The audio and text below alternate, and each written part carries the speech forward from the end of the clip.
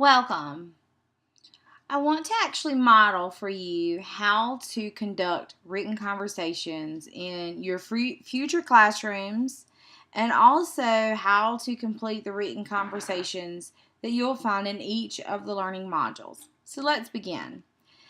Right now, I'm currently planning a unit on immigration for my 6th grade students. So I develop questions and topic ideas or main topics that I place on a sheet of paper. Normally I use notebook paper because 6th grade students do better online. So I just run my notebook paper through the printer with these questions at the top or the topics at the top.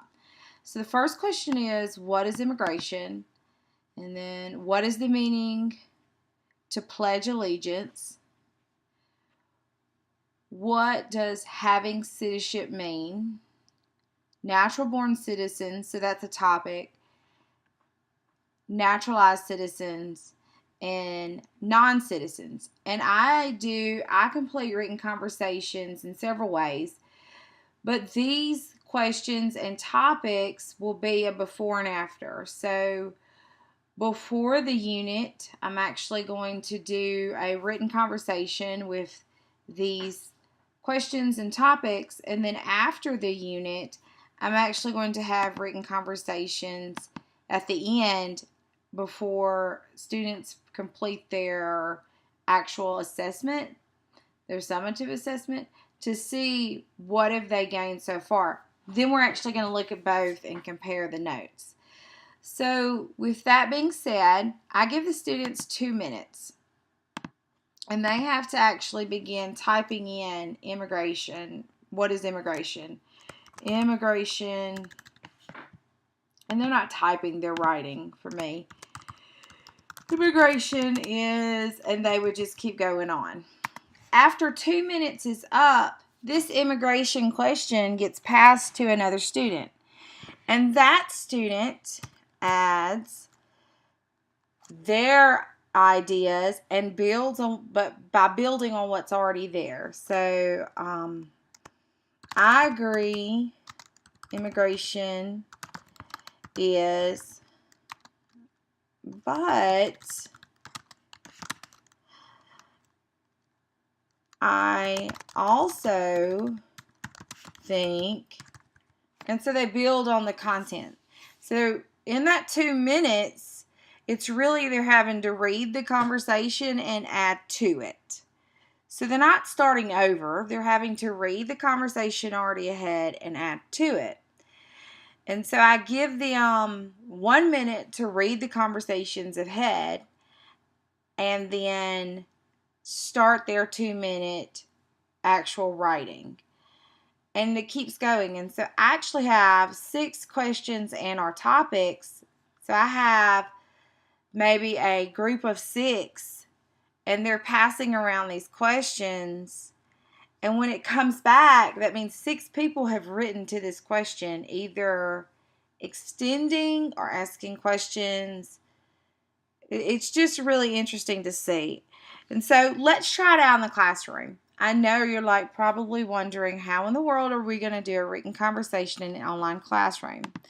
Well, we are about to. I'm not sure why I did that. I already have it saved. So here we go. In your Module 1, we have written conversations. And our essential question this week is, how can you be successful in this course? So you're going to click on, here are the directions. Of course, first watch this wonderful video on how to begin your written conversation. And I'm using the reading response options to model for you. You're going to click on Written Conversations 1, and there will be a written conversation in every module. And if you notice, we're going to either have questions or topics within the written conversation, mostly questions. You're going to click on, you don't have to click on any of the topics. Where you're actually clicking will be in the comments. So let's get started. If you notice, I've already have a model for you. So I've spent 2 minutes typing this up, and you can see who actually typed the information. and you want to say, okay, I'm going to read this. I give myself a minute to read this information. And then, yes, I'm asking you to time yourself just like you would time your students. You want to leave a comment. So you're going to place comment. And then you will simply state, you'll extend. So I don't want a repeat of what's already up here. I agree. I agree. And so watch me, 2 minutes.